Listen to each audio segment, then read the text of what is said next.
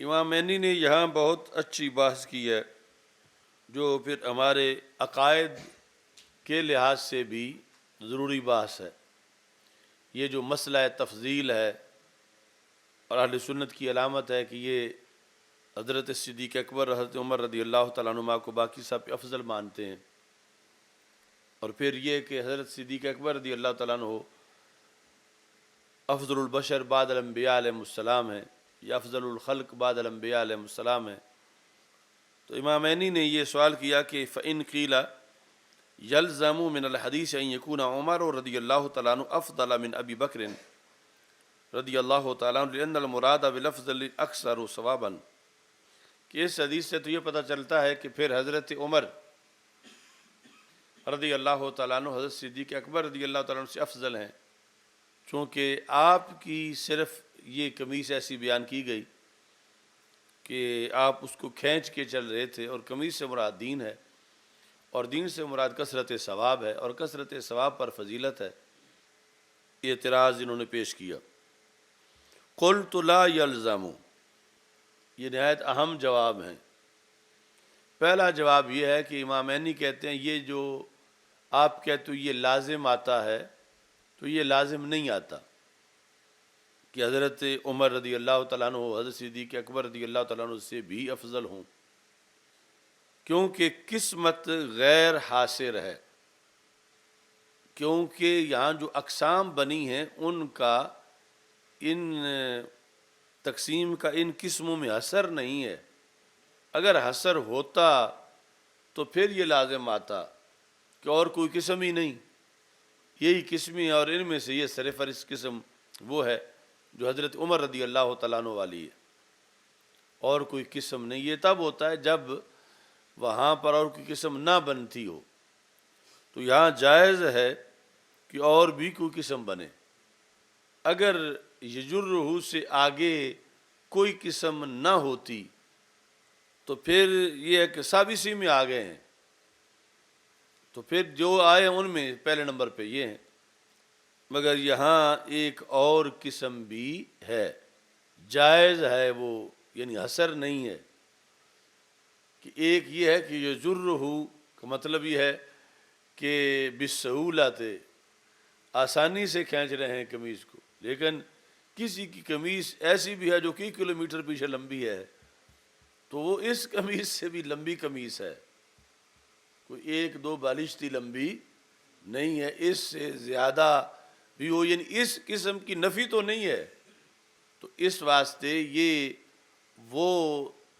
صورتحال ہے کہ لازم نہیں آتا کہ صرف یہی صورتحال ہو، بلکہ کوئی اور قسم بھی بن سکتی ہے، تو یہ جائز ہے ایسا ہو۔ اب اس کے بعد دوسرا جواب، چلو آپ کی بات مان لیتے ہیں کہ اتنی قسمیں ہی بن سکتی ہیں۔ پہلا تو یہ ہے کہ ہم نہیں مانتے کہ اتنی قسمیں ہی ہیں، اور قسم بھی بن سکتی ہے۔ دوسرا یہ ہے کہ اگر آپ کی بات یہ مان لی جائے کہ اتنی قسمیں ہی بن سکتی ہیں، یعنی پہلے میں ہم نے ایک چوتھی قسم مانی کہ تین قسمیں تھیں، ایک وہ جو محض پستانوں تک قمیض تھی، ایک اس سے مزید آگے تھی، ایک جو ہے وہ کھینچ کے چلنے والی تھی، تو یہاں چوتھی بھی بن سکتی ہے۔ دوسرا جواب، اگر قسمیں صرف تین مانی جائیں، حضرت سیدنا عمر رضی اللہ تعالیٰ عنہ کی اس میں ہم تخصیص نہیں مانتے، قسمیں پہلے تین نہیں مانتے، چوتھی بھی ہو سکتی ہے۔ چوتھی ہو تو پھر بھی یہ ضروری نہیں کہ ان کا نمبر پہلا ہو، کیونکہ پھر تو چوتھی والے کا نمبر پہلا ہوگا۔ اور اگر یہ مانے کہ قسمیں تین ہی ہیں تو پھر ہم ان کی تخصیص نہیں مانتے۔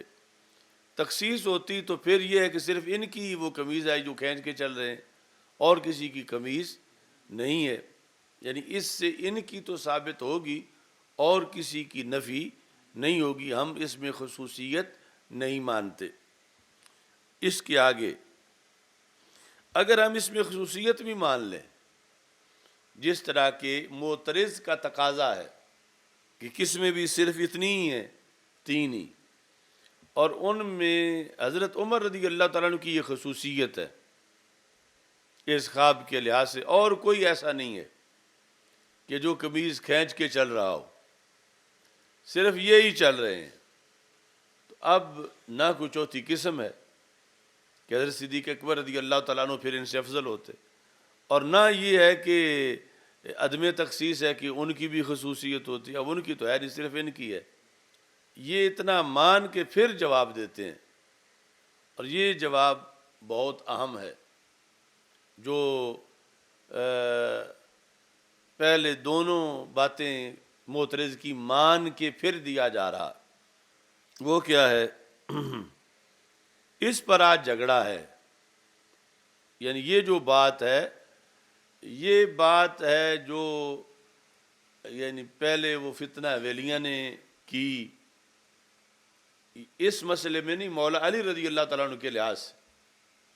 ان پر حضرت صدیق اکبر رضی اللہ تعالیٰ عنہ کی افضلیت ہے، وہ جو اس کو نہیں مانتے یا ظنی مانتے ہیں۔ ظنی ماننا ایک قسم کا نہ ماننا ہے، کیونکہ بات تو ساری اعلیٰ افضلہم بالتحقیق جو خطبے میں پڑھا جاتا ہے، تو جب ظنی ہے تو پھر مطلب مانو پھر بھی صحیح ہے، نہ مانو پھر بھی صحیح ہے، تو جب نہ مانو کی گنجائش ہے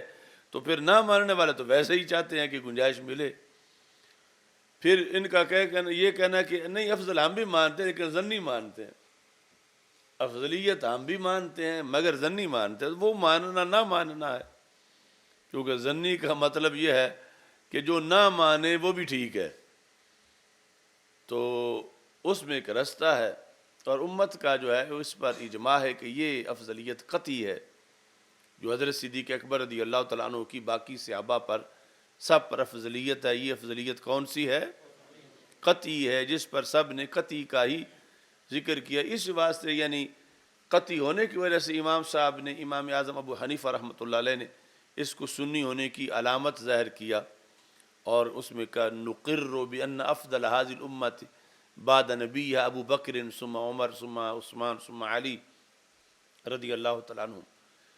یہ ہم اقرار کرتے ہیں، یعنی باقاعدہ جس طرح حلف اٹھایا جاتا ہے کہ یہ اقرار کرے تو پھر سنی ہے ورنہ سنی نہیں ہے۔ اب یہ لوگ ہیں ظنی مان کے بھی سنی رہنا چاہتے ہیں، اور ادھر یعنی امت میں سب نے اس پر جو اصول میں لکھا شروع میں جو جس طرح بھی آ رہا ہے یہ کہ یہ سب یہ عقیدہ قطعی ہے، عقیدہ ظنی نہیں ہے۔ اگر اس کو ظنی کہیں تو پھر کوئی یہ جو کہتے ہیں کہ ہم بھی مانتے ہیں افضل، ہم بھی مانتے ہیں صدیق اکبر رضی اللہ تعالیٰ عنہ کو مگر ظنی مانتے، تو ظنی ماننا نہ ماننا ہے، اس میں کوئی وہ احسان نہیں کر رہا ہے یہ بول کے کہ ہم افضل مانتے ہیں، جب ساتھی کہتے ہیں ظنی مانتے ہیں تو ظنی ماننا نہ ماننا یہ برابر ہے۔ اب یہاں وہ مسئلہ نہیں ہے مولا علی رضی اللہ تعالیٰ عنہ کے لحاظ سے، لیکن حضرت عمر رضی اللہ تعالیٰ عنہ کے لحاظ سے ہے، تو جن کی حضرت عمر رضی اللہ تعالیٰ عنہ کے لحاظ سے اتنی قطعی ہوگی، ان کی مولا علی رضی اللہ تعالیٰ عنہ کے لحاظ سے بطری کے اولا قطعی ہوگی۔ اس واسطے یہ مقام بہت اہم ہے۔ تو اب علی سبیل تسلیم یہ بھی مان لیا کہ چوتھی قسم ہی نہیں بنتی، یہ بھی مان لیا کہ یہ حضرت عمر رضی اللہ تعالیٰ عنہ کے ساتھ خاص ہے، لیکن پھر بھی افضل بالتحقیق اور قطعی طور پر وہ حضرت صدیق اکبر رضی اللہ تعالیٰ عنہ ہی ہیں۔ اس کی دلیل انہوں نے جو محدث کے نقطہ نظر سے حدیث کو سامنے رکھ کر دی، کہتے ہیں کہ سلمنا تخصیص بھی، ہم نے حضرت عمر رضی اللہ تعالیٰ کی تخصیص بھی مان لی، لیکنہ معارض، لیکنہ کا مرجع ہے یہ حدیث جو اب ہم پڑھ رہے ہیں بخاری میں، کہ یہ حدیث معارض ہے، اس کے مقابلے میں کچھ اور حدیثیں ہیں۔ اب سند بھی فائنل ہے، سند کے ذریعے دلیل کو نہیں ڈیمیج کیا جا رہا، اس کی سند صحیح ہے، اس میں جو مطلب مخالف بتاتا ہے وہ بھی ہم نے مان لیا ہے، لیکن پھر بھی افضلیت جو ہے وہ قطعی طور پر حضرت صدیق اکبر رضی اللہ تعالیٰ عنہ کی ہے۔ اس حدیث کی ہوتے ہوئے پھر وہ کیسے ثابت ہو گئی حضرت صدیق اکبر رضی اللہ تعالیٰ عنہ کی افضلیت؟ تو کہتے ہیں کہ یہ حدیث جو ہے یہ معارض ہے بالاحادیث الدالۃ علی افضلیت الصدیق رضی اللہ تعالیٰ عنہ بحسب تواتر القدر المشترک بینہا، کہ یہ حدیث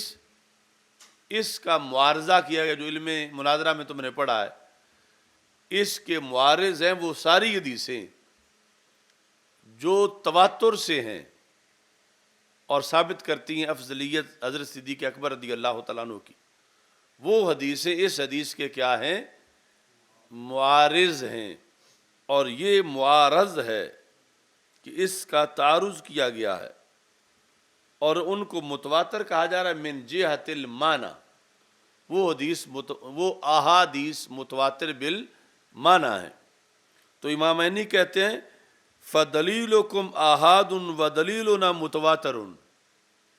دلیلکم، کم سے مراد اب یہاں سائل کو سامنے رکھ کر جو کہہ رہے ہیں کہ حضرت عمر رضی اللہ تعالیٰ عنہ باقی سب سے افضل ہیں، حضرت صدیق اکبر رضی اللہ تعالیٰ عنہ سمیت، کہا تمہاری دلیل جو ہے وہ احاد سے ہے، تمہاری دلیل خبر واحد ہے، وَدَلِيلُنَا مُتَوَاتِرٌ، اور ہماری دلیل متواتر ہے۔ پہلے سب سے کہا کہ یہ تمہارا موقف تب بنتا ہے جب چوتھی قسم نہ بنے، تو یہاں تو چوتھی قسم ہے، پھر کہا چلو مان لیتے چوتھی قسم نہیں بناتے ہم، اگرچہ گنجائش ہے اس جواب کی بھی، لیکن یہ علی سبیل تسلیم، چلو یہ بات بھی تمہاری مان لیتے ہیں کہ چوتھی قسم نہیں بنتی، پھر تو یہاں خصوصیت نہیں ہے عمر رضی اللہ تعالیٰ عنہ کی، ہو سکتا ہے ایسی قمیض کسی اور کی بھی ہو، پھر کہا چلو تمہاری مان لیتے ہیں، خصوصیت بھی ان کی ہے کہ ان کی صرف اس طرح کی ہے۔ تو اس کے بعد یہ ہے کہ یہ حدیث، اس کی سند بھی ہم نے تمہاری مان لی، اس کا مطلب جو تم کہتے ہو وہ بھی تمہارا مان لیا، لیکن پھر بھی جو افضلیت صدیق اکبر رضی اللہ تعالی عنہ ہے اس کا قطعی ہونا نہیں ٹوٹا، وہ پھر بھی ثابت ہے، یہ حدیث اس کا مقابلہ نہیں کر سکتی، کیونکہ یہ خبر واحد ہے اور وہ افضلیت متواتر بالمعنی سے ثابت ہے، اور خبر واحد متواتر کا مقابلہ نہیں کر سکتی۔ تو تمہاری ساری باتیں مان کے بھی پھر حضرت عمر رضی اللہ تعالیٰ عنہ کی باقی پر تو افضلیت مان لیں گے، مگر حضرت صدیق اکبر رضی اللہ تعالیٰ عنہ پر افضلیت نہیں مانیں گے، چونکہ یہ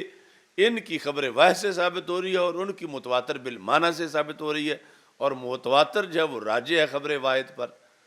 تو اس بنیاد پر جو ہے وہ افضلیت قطعی ہے، وہ تواتر سے ثابت ہے، اور اس افضلیت کے مقابلے میں یہ حدیث پیش نہیں کی جا سکتی۔ تو اب یعنی دلائل کے لحاظ سے جب اتنی وزنی حدیث جو افضلیت عمر رضی اللہ تعالیٰ عنہ پر تھی، وہ افضلیت صدیق اکبر رضی اللہ تعالیٰ عنہ کا مقابلہ نہیں کر سکتی، تو نیچے پھر افضلیت مولا علی رضی اللہ تعالیٰ عنہ کی جو حدیثیں ہیں وہ افضلیت صدیق اکبر کے مقابلے میں کیسے لائی جا سکیں گی؟ یعنی ان سے یہ تواتر کیسے ٹوٹے گا، جبکہ حضرت عمر رضی اللہ تعالیٰ عنہ والی افضلیت جو نیچے پر اتنے دبدبے پر ساتھ تھی، لیکن آگے آ کر وہ اس تواتر کو نہیں توڑ سکی، اور تواتر پھر بھی یہی رہا، اور یہ بھی اس میں یہ بات سامنے آئی کہ یہ جو مسئلہ تفضیل ہے، اس میں جن پر تفضیل ہے ان کے لحاظ سے کسی طرح کا کوئی بغض شامل نہیں ہے۔ اب وہ روافض حضرت عمر کے بارے میں تو ہمیں نہیں کہہ سکتے کہ تمہیں جو ہے چونکہ عمر سے بغض ہے اس واسطے تم ابوبکر صدیق رضی اللہ تعالیٰ عنہ کی افضلیت وہ ثابت کر رہے ہو یا بنا رہے ہو، تو یہ ایک نفس الامر میں ایک چیز ہے، اس کو ہمارے محدثین نے یہاں سے ہی اپلائی کیا کہ دیکھو یہاں دیکھ لو، اور اس صورتحال میں یہ لفظ امامینی کے آپ فرماتے ہیں کہ فَدَلِيلُكُمْ آحَادٌ، کم سے مراد ہے جو اس وقت قائل معترض بنا ہوا ہے حضرت عمر رضی اللہ تعالیٰ عنہ کی افضلیت ثابت کرنے کے لیے، کہ حضرت عمر رضی اللہ تعالیٰ عنہ کی افضلیت کی دلیلیں آحاد ہیں، وَدَلِيلُنَا مُتَوَاتِرٌ سَلَّمْنَا التَّسَاوِي بَيْنَ الدَّلِيلَيْن۔ یہ چوتھا جواب ہے کہ اگر تم یہاں شور مچاؤ، نہیں دلیلیں ایک طرح کی ہیں، دلیلیں بھی برابر ہیں، یعنی یہ خبر واحد اور تواتر والا بھی فرق نہیں، دونوں ہی خبر واحد ہیں مثال کے طور پر، یا دونوں ہی متواتر ہیں، یہاں جا کر بھی پھر آگے امامین نے کہا بات وہی ہے جو ہم کہتے ہیں کہ افضلیت حضرت صدیق رضی اللہ تعالیٰ عنہ کی قطعی ہے، یعنی اتنی چھوٹ دی، نہ اثر پر ضد کی چلو ٹھیک ہے تم کو یہی قسمیں بنتی ہیں، پھر تخصیص پر بھی ضد نہیں کی چلو حضرت صدیق حضرت عمر رضی اللہ تعالیٰ عنہ کی خصوصیت ہے، پھر دلیل پر بھی جب کہ یہ بات واضح تھی کہ ہماری متواتر تھی، تمہاری خبر روایت تھی، ہم نے تمہارا کہنا مان لے چلو برابر ہیں، دلیلیں بھی برابر ہیں، لیکن پھر بھی افضلیت حضرت صدیق اکبر رضی اللہ تعالیٰ عنہ کی قطعی ہے۔ کیسے؟ چوتھے نمبر پر کہتے ہیں کہ اس طرح سلمنا التساوی بین الدلیلین، ہم نے دونوں دلیلوں کی تساوی مان لی تمہارے کہنے پر، حقیقت میں نہیں، مان لی علی سبیل التسلیم، لیکن الاجماع منعقد علی افضلیتہ وہو دلیل قطعی وہذا دلیل ظنی والظن لا یعارض القطع۔ تینوں باتیں تمہاری مان کے بھی افضلیت صدیق اکبر قطعی ہے، یہ نہیں ٹوٹی، چلو دلیلیں بھی برابر ہوئی، لیکن ان کی افضلیت پر تو کوئی اجماع نہیں ہے، حضرت عمر رضی اللہ تعالیٰ عنہ کی افضلیت پر، اور حضرت صدیق اکبر رضی اللہ تعالیٰ عنہ کی افضلیت پر اجماع ہے، اور جب ان کی افضلیت پر اجماع ہے تو ان کی افضلیت جو ہے حضرت عمر رضی اللہ تعالیٰ عنہ کی وہ ظنی ثابت ہوئی اور اجماع والی قطعی ثابت ہوئی، اور ظن تو قطع کے مقابلے میں نہیں آ سکتا، تو پھر بھی افضلیت صدیق اکبر رضی اللہ تعالیٰ عنہ نہیں ٹوٹ سکی، چونکہ افضلیت صدیق اکبر رضی اللہ تعالیٰ عنہ اجماع سے ثابت ہے، یہ اجماع سے ثابت ہے، یعنی اس اجماع کی بنیاد پر ہی بیعت کی گئی، افضلیت صدیق اکبر رضی اللہ تعالیٰ عنہ کے اجماع کی وجہ سے ان کے ہاتھ پر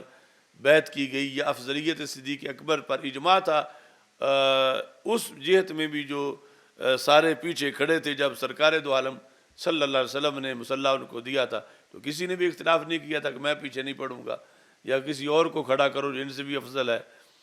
تو افضلیت صدیق اکبر رضی اللہ تعالیٰ عنہ پر وہ اجماع بھی ہے، پھر ثقیفہ بنی ساعدہ والا بھی ہے، اور یہ اجماع کہاں پلس ہے اس دلیل کے ساتھ جو حضرت عمر رضی اللہ تعالیٰ عنہ والی ہے۔ حضرت عمر تو سارا وزن اپنا خود اس پلڑے میں ڈال کے کھڑے، تو یہ لفظ انہوں نے استعمال کیے جو قابل غور ہیں، کہ جس میں یہ کہا کہ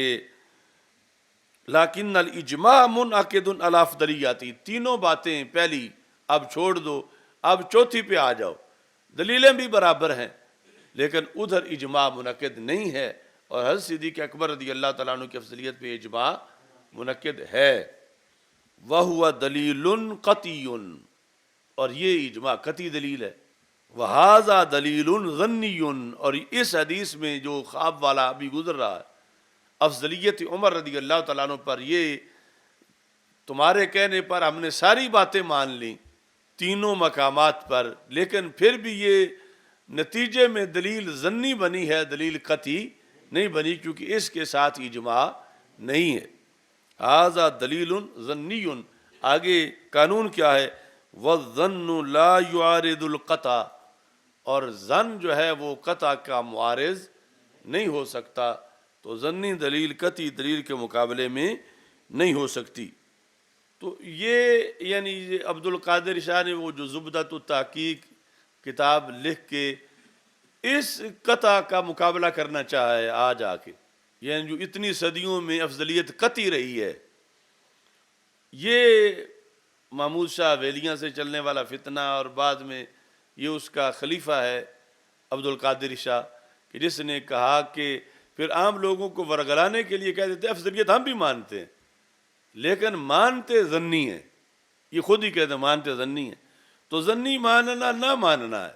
یہاں قطعی منوائی گئی ہے،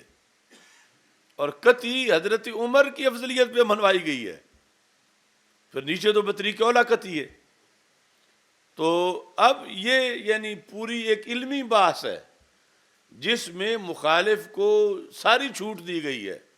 چلو یہ بھی تیری مان لیتے ہیں، یہ بھی تیری مان لیتے ہیں، یہ تیسری بھی تیری بات ہی مان لیتے ہیں، لیکن موقف پھر بھی ہمارا برحق ہے، اور وہ موقف کیا ہے برحق؟ کہ افضلیت قطعی ہے، ظنی والا موقف نہیں ہے ہمارا موقف افضلیت قطعی ہے، اس قطعی کے لحاظ سے اس کے مقابلے میں حضرت عمر رضی اللہ تعالیٰ عنہ والی افضلیت کو ظنی کہا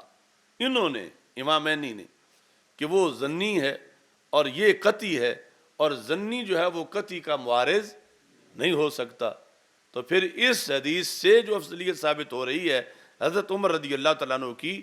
اس سے حضرت صدیق اکبر کی جو انٹرنیشنل قطعیت ثابت ہوئی ہے اس کو کوئی فرق نہیں پڑے گا۔ تو یہ مقام بڑا اہم ہے۔ اس پر ہم نے وہ جو مولانا فضل سبحان صاحب کا رد کیا، جو انہوں نے عبد القادر شاہ کی کتاب پہ تقریر لکھ کر اس کے ظنی ہونے کو مان لیا کہ ایک مدرس بندہ، ایک بخاری پڑھانے والا بندہ، وہ کیسے پھسل گیا، وہ جو مردان والے ہیں۔ اب صرف یہ مقام ہی سامنے رکھیں کہ قطعی منوانا یا اہل سنت کا عقیدہ قطعی ماننا ہے، یہ تو ساتھ دلیل ہے نا قطعی ہونے کی۔ دونوں چیزیں ہیں کہ عقیدہ قطعی ماننا ہے، ظنی ماننا عقیدہ نہیں ہے۔ اب یہ اعلی حضرت سے پہلے کے ہیں جنہوں نے قطعی لکھا ہوا ہے، اور مجدد صاحب نے قطعی لکھا ہے، اس سے سب پہلوں نے قطعی لکھا ہوا ہے۔ آج اس کی وہ ظنی والی جو کتاب ہے اس پر تقریریں لکھ کر ان کی اس ظنی والے عقیدے کو کی تصدیق کرنا، یہ سارے امت کے اجماعی عقیدے کا رد ہے، کیونکہ خطبوں میں لازم سمجھا گیا والا افضلہم بالتحقیق، یہ نہیں کہا لا افضلہم بالظن، خطبے میں تو تحقیق افضل، اور پھر اتنے بڑے بڑے جو ہیں وہ ظنی ماننا شروع ہو جائیں یا ظنی پر دلیلیں دینے لگیں یا تقریریں لکھنے لگیں، تو پھر چون کفر از کعبہ برآید کجا ماند مسلمانی، تو پھر نچلے تو وہ ضرور پھسلیں گے۔ تو اب یہ انہوں نے یعنی یہ جو 5-10 لائنیں ہیں اس میں کوئی کمی نہیں چھوڑی، اور سارا ڈھیل دے کے بھی آخر آ کے پھر جو ہے وہ کڑاکا نکال دیا ایک بار ہی کہ وہ دلیل جو ہے وہ ظنی ہے اور یہ افضلیت قطعی ہے،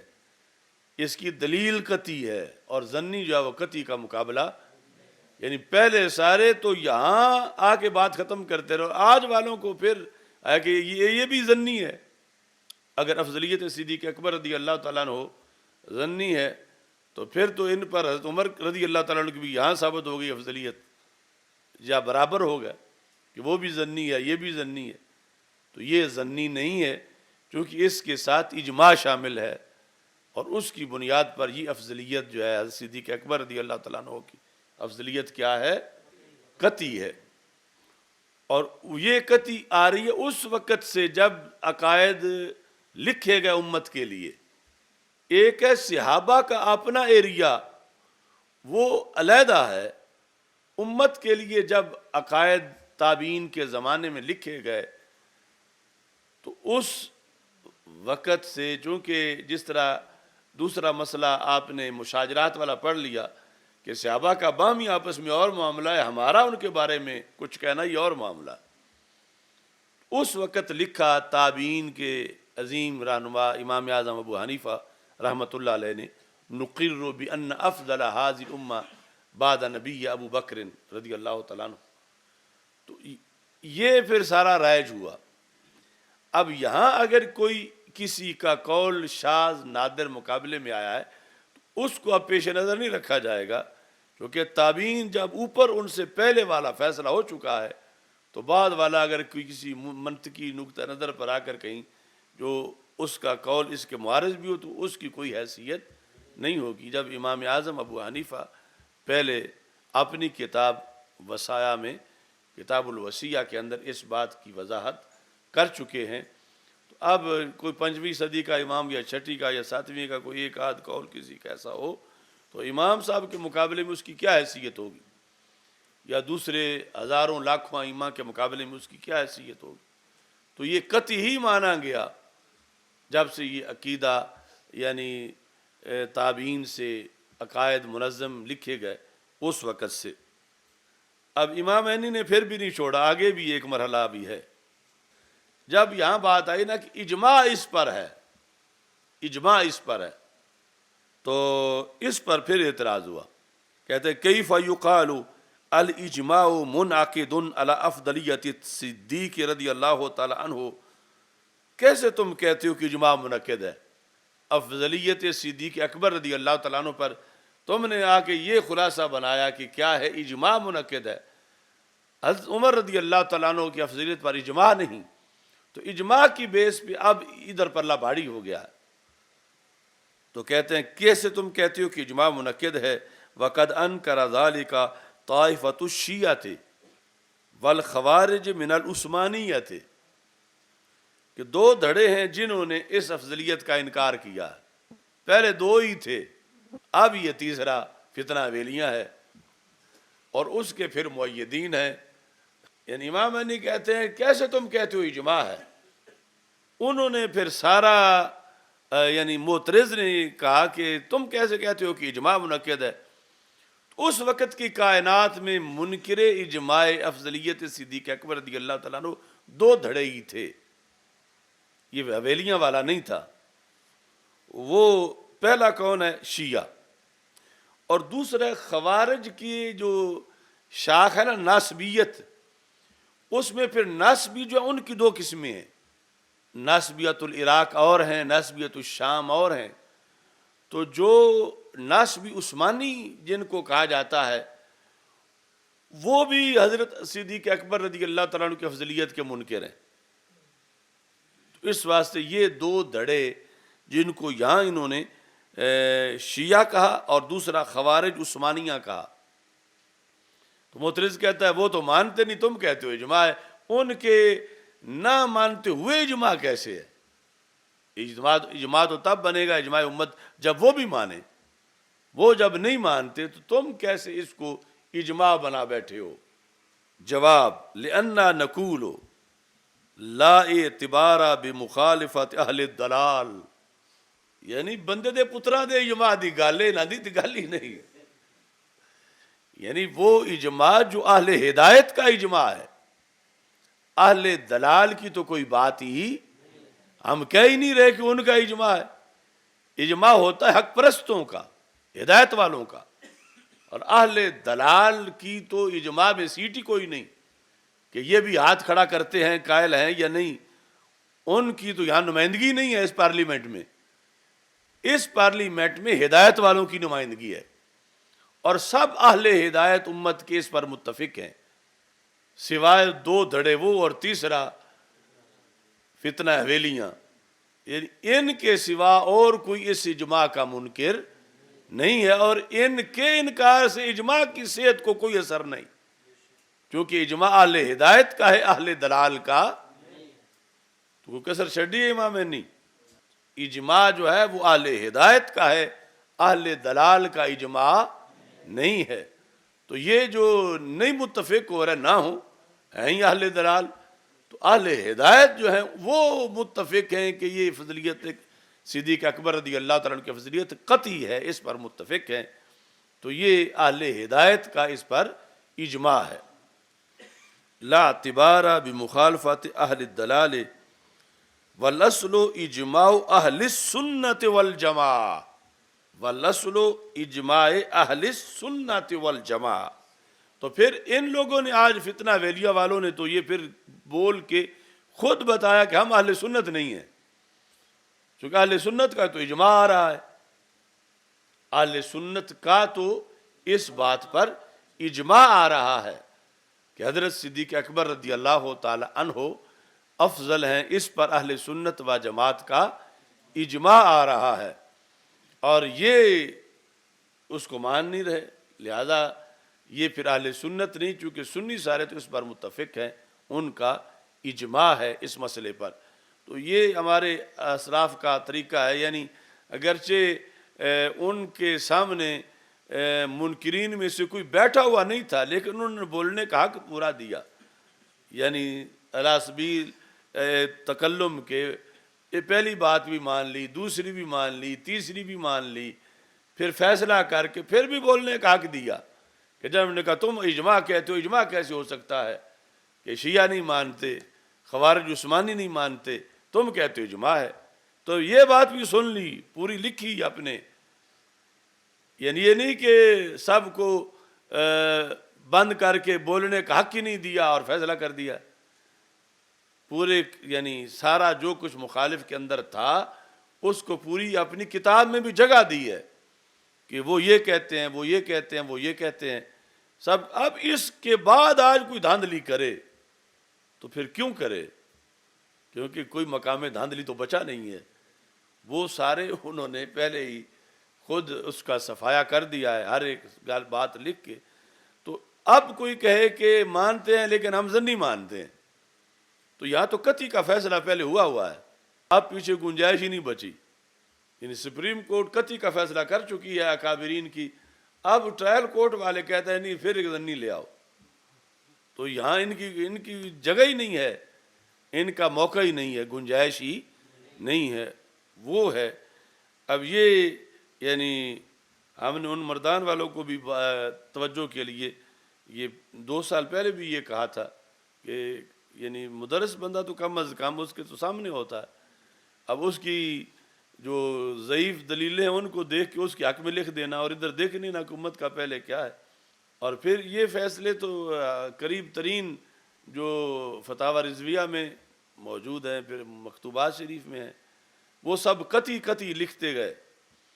تو آج ان لوگوں کا کیا قد ہے امام صاحب کے مقابلے میں، پھر اعلیٰ حضرت کے مقابلے میں کیا قد ہے، یا مجدد صاحب کے مقابلے میں کیا ہے؟ امام اعظم ابو حنیفہ تو بہت اونچے ہیں۔ داتا صاحب رحمۃ اللہ علیہ نے کشف المحجوب میں جو القاب لکھے ہیں صدیق اکبر رضی اللہ تعالیٰ عنہ کے،